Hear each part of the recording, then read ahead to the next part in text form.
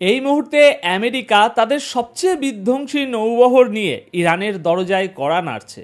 Aircraft carrier, nuclear submarine, B-52 bomber, কিচ্ছু বাদ রাখেনি পেন্টাগন। ডোনাল্ড ট্রাম্পের পরিষ্কার বার্তা, ইরানকে মাটির সাথে মিশিয়ে দেওয়া হবে। সবাই ভাবছে এই বুঝি যুদ্ধ শুরু হলো, সবাই ভাবছে ইরানের শেষ সময় ঘনিয়ে এসেছে।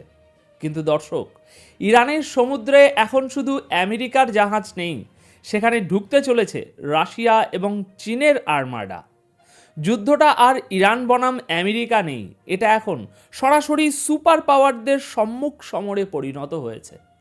পরিস্থিতি কতটা ভয়াবহ সেটা আগে একটু বুঝিয়ে বলি।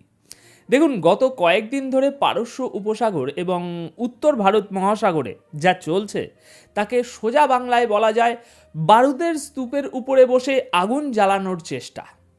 আমেরিকা তাদের ইতিহাসের অন্যতম বড় নেভাল স্ট্রাইক গ্রুপ সেখানে মোতায়েন করেছে। উদ্দেশ্য পরিষ্কার, ইরানের সুপ্রিম লিডারকে সরানো এবং ইরানের পরমাণু ও মিসাইল প্রোগ্রাম ধ্বংস করা। কিন্তু ইরান চুপ করে বসে নেই। তারা জানে একা আমেরিকার সাথে পাল্লা দেওয়া কঠিন, তাই তারা তাদের সবচেয়ে শক্তিশালী দুই বন্ধু রাশিয়া এবং চীনকে আমন্ত্রণ জানিয়েছে। এবং খবর কনফার্ম, বেইজিং এবং মস্কো সেই ডাকে সাড়া দিয়েছে। ম্যারিটাইম সিকিউরিটি বেল্ট এক্সারসাইজের নামে চীন ও রাশিয়ার যুদ্ধজাহাজগুলো এখন ইরানের দিকে ফুল স্পিডে এগিয়ে যাচ্ছে। তাহলে ভাবুন একবার দৃশ্যটা, একদিকে আমেরিকার রণতরী, ঠিক তার উল্টো দিকেই রাশিয়া আর চীনের যুদ্ধজাহাজ, মাঝখানে ইরান। পৃথিবীর ইতিহাসে এমন ডেঞ্জারাস ফেস আপ আমরা খুব কমই দেখেছি। আজকের ভিডিওতে আমরা তিনটি অত্যন্ত গুরুত্বপূর্ণ এবং ব্রেকিং বিষয় নিয়ে আলোচনা করব। আজকের প্রথম বড় ব্রেকিং, ইরানের জলসীমায় রাশিয়া ও চীনের এন্ট্রি এবং আসন্ন জয়েন্ট নেভাল ড্রিল। কেন এই মহড়া আমেরিকার জন্য দুঃস্বপ্ন হয়ে দাঁড়িয়েছে, এর পেছনের আসল সামরিক কৌশলটা কি? পুরো ভিডিওটা না দেখলে আপনি বুঝতেই পারবেন না আপনার চোখের সামনে পৃথিবীটা কিভাবে বদলে যাচ্ছে। তাহলে চলুন মূল আলোচনায় যাওয়া যাক। দেখুন, পলিটিক্সে একটা কথা আছে, টাইমিং ইজ এভরিথিং। ইরান যে সময়ে রাশিয়া এবং চীনকে এই মহড়ার জন্য ডেকেছে সেটা এক কথায় জিনিয়াস। আমেরিকা হুমকি দিয়েছে তারা যে কোনো মুহূর্তে ইরানে স্ট্রাইক করবে। কিন্তু এখন সমীকরণটা একটু মিলিয়ে দেখুন। আগামী কয়েকদিনের মধ্যেই ইরানের জলসীমায় উত্তর ভারত মহাসাগরে শুরু হতে যাচ্ছে ইরান, রাশিয়া, চীন যৌথ নৌ মহড়া। এই মহড়া চলবে প্রায় 10 দিন ধরে। এখন প্রশ্ন হলো, এই 10 দিন কি আমেরিকা ইরানে হামলা করার সাহস পাবে? লজিক্যালি ভাবুন, ইরানের জাহাজের পাশেই হয়তো ভাসছে চীনের কোনো ডেস্ট্রয়ার বা রাশিয়ার কোনো ফ্রিগেট। আমেরিকা যদি মিসাইল ছোড়ে এবং ভুল করেও যদি সেই মিসাইল কোনো রাশিয়ান বা চাইনিজ জাহাজে আঘাত করে, তাহলে কি হবে?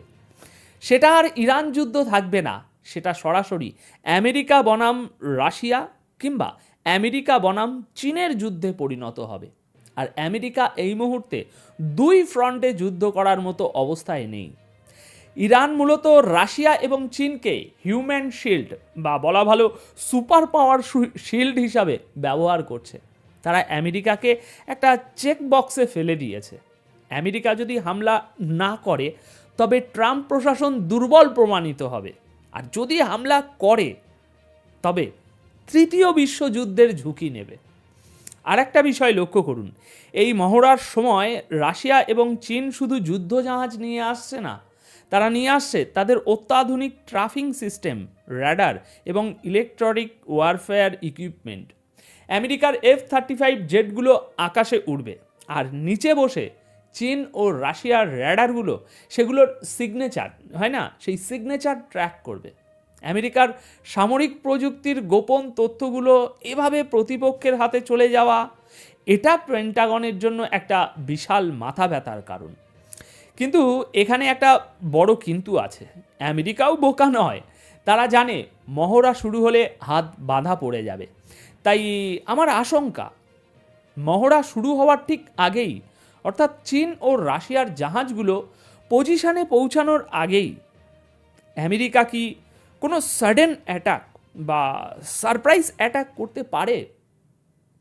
সমীকরণটা কিন্তু অত সহজ নয়, কারণ রাশিয়া এবং চীন অলরেডি তাদের উপস্থিতি জানান দিচ্ছে, তারা আমেরিকাকে সিগন্যাল দিচ্ছে, আমরা দেখছি তোমরা কাতার এবং আরব সাগরে কি করছো। প্রিয় দর্শক, যুদ্ধ শুধু মিসাইল দিয়ে হয় না, যুদ্ধ হয় পকেটের টাকা দিয়ে, আর এখানেই চীন খেলছে তাদের সবচেয়ে বড় মাস্টার স্ট্রোক। আপনারা হয়তো লক্ষ্য করেছেন গত কয়েক মাস ধরে বিশ্ববাজারে সোনার দাম পাগলের মতো বাড়ছে। কেন? কারণ চীন উন্মাদ হয়ে সোনা কিনছে। সাধারণ মানুষ সোনা কিনছে না, চীনের সরকার কিনছে, চীনের সাধারণ জনগণ কিনছে। কিন্তু চীন এই টাকা পাচ্ছে কোথায়? এটাই হলো আসল খেলা। চীন এতদিন আমেরিকার ট্রেজারি বন্ড বা ঋণপত্র কিনে রেখেছিল, মানে সহজ কথায় আমেরিকাকে ধার দিয়ে রেখেছিল। এখন চীন সেই বন্ডগুলো ধপধপ ধপধপ করে বিক্রি করে দিচ্ছে, অর্থাৎ আমেরিকার ঋণ আমেরিকার মুখের উপর ছুঁড়ে মারছে এবং সেই টাকা দিয়ে সোনা কিনে স্টক করছে। আর এর ফলে কি হচ্ছে? 1, আমেরিকার বন্ড মার্কেটে ধস নামছে। 2, ডলারের মান এবং বিশ্বাসযোগ্যতা কমছে। 3, সোনার দাম আকাশচুম্বী হচ্ছে, যার ফলে বিশ্ব অর্থনীতিতে একটা অস্থিরতা তৈরি হচ্ছে। চীন আমেরিকাকে বোঝাচ্ছে, তুমি ইরানে মিসাইল মারবে, ঠিক আছে, আমরা তোমার অর্থনীতিতে মিসাইল মারব। আমেরিকা চাইলেও এখন চীনের বিরুদ্ধে পূর্ণ মাত্রার যুদ্ধে যেতে পারছে না, কারণ তাদের অর্থনীতি কিছুটা হলেও চীনের হাতে জিম্মি। আবার সোনা কেনার এই হিড়িকের কারণে ভারত, বাংলাদেশ, মধ্যপ্রাচ্য, এমনকি ইউরোপের গোল্ড মার্কেটেও অচল হয়ে যাচ্ছে। সাধারণ মানুষ সোনা কিনতে পারছে না, ব্যবসায়ীরা হাত গুটিয়ে বসে আছে। চীন ইচ্ছে করেই এই গ্লোবাল ক্রাইসিস তৈরি করছে আমেরিকাকে চাপে রাখার জন্য। তাই এটা একটা এখন সাইলেন্ট ওয়ার। একদিকে ইরানের বর্ডারে যুদ্ধ জাহাজ, অন্যদিকে ওয়াল স্ট্রিটে সোনার যুদ্ধ। আমেরিকাকে আসলে চারিদিক থেকে ঘেরাও করা হচ্ছে। এখন প্রশ্ন হলো, এত সবের পরেও কি ইরান নিরাপদ? রাশিয়া আর চীন কি সত্যি ইরানকে বাঁচাতে পারবে? এখানেই আমি আপনাদের একটা কঠিন সত্য মনে করিয়ে দিতে চাই। ইতিহাসের দিকে তাকান। আচ্ছা, বেশি ইতিহাসে যাওয়ার দরকার নেই। সম্প্রতি ভেনিজুয়েলার নিকোলাস মাদুরোর কথা মনে আছে? ভেনিজুয়েলাতেও রাশিয়ার সমর্থন ছিল, কিন্তু আমেরিকা মাদুরোকে একেবারে ফিল্মি কায়দায় তুলে নিয়ে গিয়েছিল। কিভাবে? বাইরে থেকে হামলা করে নয়, তারা ভেনিজুয়েলার আর্মি চিফ, ইন্টেলিজেন্স চিফ এবং জেনারেলদের ডলার দিয়ে কিনে নিয়েছিল। যখন দেশের সেনাপতি, গোয়েন্দা প্রধান বা জেনারেলরা বিক্রি হয়ে যায়, তখন বন্ধু হিসাবে রাশিয়া বা চীন যতই শক্তিশালী হোক না কেন, তারা আপনাকে বাঁচাতে পারবে না। তাই ইরানের জন্য এখন সবচেয়ে বড় হুমকি আমেরিকার মিসাইল নয়, ইরানের জন্য সবচেয়ে বড় হুমকি হলো তেহরানের ভিতরে লুকিয়ে থাকা মির্জাফররা। আমেরিকা যদি ইরানের টপ লেভেল জেনারেলদের কিনে নিতে পারে একবার, যদি রেভলিউশনারি গার্ডের ভিতর ফাটল ধরাতে পারে, তবে এই মহড়া দিয়ে বিশেষ কোনো লাভ হবে না।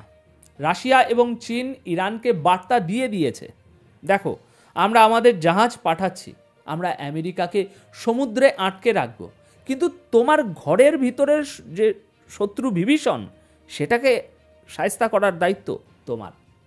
ইউক্রেন যুদ্ধের সময় ইরান রাশিয়াকে ড্রোন দিয়েছে, মিসাইল দিয়েছে। ইরান নিজের ঘাড়ে অনেক বড় ঝুঁকি নিয়েছে শুধুমাত্র রাশিয়াকে জেতানোর জন্য। এখন তাই ইরানের দাবি, আমরা তোমার জন্য রক্ত দিয়েছি, এখন আমার দরজায় যখন যমদূত দাঁড়িয়ে, তখন তোমাকে আমার পাশে দাঁড়াতেই হবে।